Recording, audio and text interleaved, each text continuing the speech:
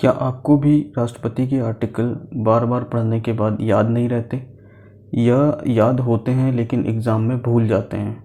तो आज मैं आपको एक ऐसी ट्रिक बताने वाला हूँ जिससे प्रेसिडेंट के सारे इम्पोर्टेंट आर्टिकल्स आप सिर्फ एक बार में याद कर लोगे, वो भी बिना रट्टा मारे। तो हेलो एस्पिरेंट, स्वागत है आपका विजय दृष्टिकोण यूट्यूब चैनल में, जहाँ हम जीएस के टॉपिक को आसानी से समझते हैं।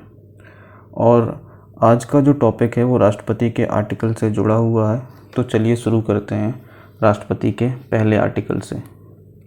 तो राष्ट्रपति का पहला आर्टिकल है article number 52। Article number 52 Bharat के राष्ट्रपति के बारे में है। वो कहता है कि भारत का एक राष्ट्रपति होगा। इसको याद रखने की ट्रिक क्या है? 5 और 2 को यदि प्लस किया जाए तो वो होता 7। 7 को हम हिंदी में इस तरीके से लिखते हैं 7। इसको हम बोलेंगे 7।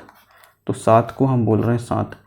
तो भारत का साथ देने के लिए भारत का एक राष्ट्रपति होगा, ऐसा आर्टिकल नंबर 52 कहता है। आप आर्टिकल नंबर 52 को इस तरीके से याद रख सकते हैं। अगला आर्टिकल है आर्टिकल नंबर 53। आर्टिकल नंबर 53 में संघ की कार्यपालिका शक्ति के बारे में बताया गया। संघ की कार्यपालिका शक्ति राष्ट्रपति में निहित है। इसको याद रखने का तरीका क्या है कि 5 और 3 को यदि प्लस किया जाए तो ये होता है 8। जब हम 8 लिखते हैं तो यहाँ से शुरू करते हैं और यहीं पे लाके ख़त्म करते हैं। यानी ये बताता है कि संघ की जो कार्यपालिका शक्ति है वो राष्ट्रपति में ही निहित होती है। तो याद रखने का तरीका ये है। आप 8 को याद रखिए, आर्टिकल नंबर 53 याद रहेगा। अगला आर्टिकल है आर्टिकल नंबर 54। आर्टिकल नंबर 54 निर्वाचक मंडल की बात करता है। निर्वाचक मंडल किसका? निर्वाचक मंडल राष्ट्रपति का, कि राष्ट्रपति को चुनने के लिए एक निर्वाचक मंडल होता है। इसको याद रखने का तरीका क्या है? 5 और 4 को यदि प्लस करें तो 9 होता है। तो 9 को हम हिंदी में 9 लिखते हैं और इसी 9 से बनता है बेसिकली निर्वाचक मंडल।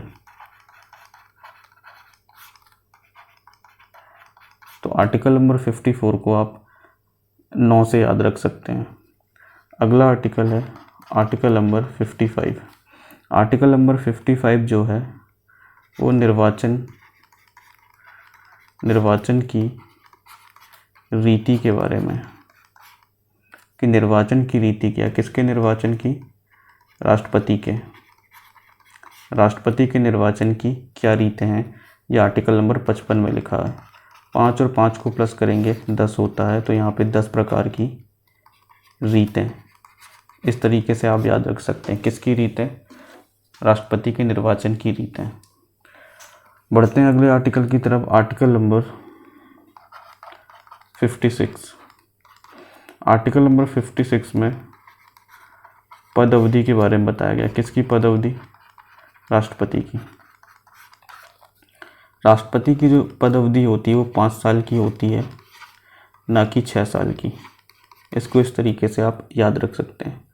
अगला आर्टिकल है आर्टिकल नंबर 57। आर्टिकल नंबर 57 पुनर्निर्वाचन की बात करता है। पुनर्निर्वाचन किसका? राष्ट्रपति का। तो यहाँ पर 5 और 7 को प्लस किया जाए तो ये होता है 12। और 12 को हम हिंदी में लिखते हैं इस तरीके से। और 12 का जो पहला अक्षर है वो बा है और इससे बनता है बार बार। बार बार को बोला जाता है पुनः, और यहीं से बनता है पुनः निर्वाचन। अगला आर्टिकल है article number 58। Article number 58 basically अर्हताओं के बारे में बात करता है। अर्हताएं को क्वालिफिकेशन बोला जाता है। किसकी क्वालिफिकेशन? राष्ट्रपति के निर्वाचन की क्वालिफिकेशन। निर्वाचन की क्वालिफिकेशन। इसको याद रखने का तरीका है 5 और 8 को प्लस करेंगे तो होता है 13, इसको बोलते हैं 13। हम बोलेंगे इसको इस तरीके से 13। तो यहाँ पे याद रख सकते हैं कि 13 राष्ट्रपति को निर्वाचित करने के लिए कुछ अर्हताएँ होती हैं, वो आर्टिकल नंबर 58 में बताया गया। ये याद रखने का तरीका है। आर्टिकल नंबर 59, इसमें बेसिकली बताया गया है पद की शर्तों के बारे में कि राष्ट्रपति के पद के लिए क्या शर्तें हैं। इसको याद रख सकते हैं 5 और 9 को प्लस करेंगे तो ये होता 14। तो यहाँ पे 14 प्रकार की शर्तें हैं। किसकी शर्तें हैं? राष्ट्रपति के पद के लिए। ये आर्टिकल नंबर 59 है। आर्टिकल नंबर जो 60 है, आर्टिकल नंबर 60, इसको हम हिंदी में बेसिकली 60 बोलते हैं और इस 60 से बनता है एक वर्ड शपथ। शपथ को हम ऐसे लिखते हैं। यहाँ पे बताया गया है कि राष्ट्रपति को शपथ कौन दिलाएगा। आर्टिकल नंबर 60 उसको एक्सप्लेन करता है। अगला आर्टिकल है आर्टिकल नंबर 61। आर्टिकल नंबर 61 जो है महाभियोग प्रक्रिया के बारे में। महाभियोग प्रक्रिया को बेसिकली बोला जाता है पद से हटाने की प्रक्रिया। इसको याद रखने का जो तरीका है वो 6 और 1 को यदि प्लस करें तो ये होता है 7। इसको हम लिखते हैं इस तरीके से 7। तो हम सब साथ मिलकर राष्ट्रपति को पद से हटाएंगे, जिसको हम बोलते हैं महाभियोग प्रक्रिया। ऐसा ही हमने लिखा था आर्टिकल नंबर 52 में। 5 और 2 को यदि प्लस करेंगे तो होता है 7, जिसमें हमने याद रखा था कि देश का साथ देने के लिए एक राष्ट्रपति होगा और हम सब साथ मिलकर राष्ट्रपति को पद से हटाएंगे। ये बेसिकली महाभियोग प्रक्रिया होती है। तो यहाँ पे जो निर्वाचक मंडल के सदस्य होते हैं वही महाभियोग प्रक्रिया शुरू करते हैं। आर्टिकल नंबर 61 क्लियर हुआ। अगला आर्टिकल है आर्टिकल नंबर 62। आर्टिकल नंबर 62 में आकस्मिक रिक्ति के बारे में बताया गया, यानी कि वैकेंसी के बारे में बताया गया। 6 में से 2 माइनस करेंगे तो 4 होता है। राष्ट्रपति की जो पद अवधि होती है वो 5 वर्ष की होती है। यदि राष्ट्रपति 4 साल में हट जाता है तो 1 साल की आकस्मिक रिक्ति राष्ट्रपति के पद में हमें दिखाई देती है, तो उसे दोबारा से भरने के लिए निर्वाचन करना होता है। तो यहाँ पे निर्वाचन के समय के बारे में बात की गई है और दूसरा जो निर्वाचित व्यक्ति होगा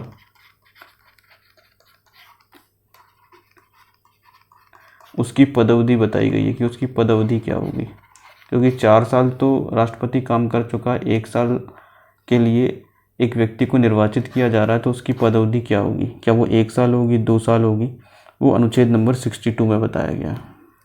अगला आर्टिकल है आर्टिकल नंबर 72। आपने खिलाड़ी 786 मूवी देखी होगी, जिसमें जो अक्षय कुमार होते हैं उनका नाम होता है 72 पाजी, जो सभी को क्षमा कर देते हैं। उसी तरीके से जो राष्ट्रपति है उनकी भी कुछ क्षमा शक्ति के बारे में बताया गया है आर्टिकल नंबर 72 में। अगला आर्टिकल है आर्टिकल नंबर 73। आर्टिकल नंबर 73 कार्यपालिका शक्ति के बारे में, कार्यपालिका शक्ति के विस्तार के बारे में। जिस तरीके से हमने 53 याद रखा था, जहाँ पर हमने 5 और 3 को प्लस किया था तो 8 हुआ था। जहाँ पर हमने कार्यपालिका शक्ति के बारे में जाना था कि संघ की कार्यपालिका जो शक्ति होती है वो राष्ट्रपति में निहित होती है। वैसे ही यहाँ पर 5 की जगह 7 है, तो उससे आप याद रख लीजिए 53 से 73 को कि 53 में कार्यपालिका शक्ति के बारे में बताया गया, 73 में भी कार्यपालिका शक्ति के बारे में बताया गया। 53 में कार्यपालिका शक्ति को बोला गया है कि वो राष्ट्रपति पर निहित होगी, 73 में कार्यपालिका शक्ति के विस्तार के बारे में बात की गई है। तो कुल मिला के मैंने राष्ट्रपति से जुड़े जो इम्पोर्टेंट आर्टिकल्स हैं वो आपको समझा दिए हैं। तो उम्मीद है अब राष्ट्रपति के ये सारे आर्टिकल्स आपको हमेशा के लिए याद हो गए होंगे। अगर आपको ये ट्रिक यूज़फुल लगी हो तो वीडियो को लाइक करें और अपने दोस्तों के साथ शेयर ज़रूर करें ताकि उन्हें भी ये आसानी से याद हो सके। और अगर आप यूपीएससी और एमपीपीएससी लेवल का जीएस सीरियसली तैयार कर रहे हैं और साथ में ऐसे ही ट्रिक्स और कॉन्सेप्ट के साथ पूरी जीएस पढ़ना चाहते हैं तो बहुत जल्द मंडला शहर में मेरी ऑफलाइन क्लासेस शुरू होने वाली है, जहां मैं पूरे सब्जेक्ट्स को इसी तरीके से पढ़ाऊंगा। अगर आप इंटरेस्टेड हैं तो डिस्क्रिप्शन में दिए गए डिटेल्स को ज़रूर चेक करें। मिलते हैं अगली वीडियो में अगले जीएस के टॉपिक्स के साथ। आज के लिए सिर्फ इतना ही।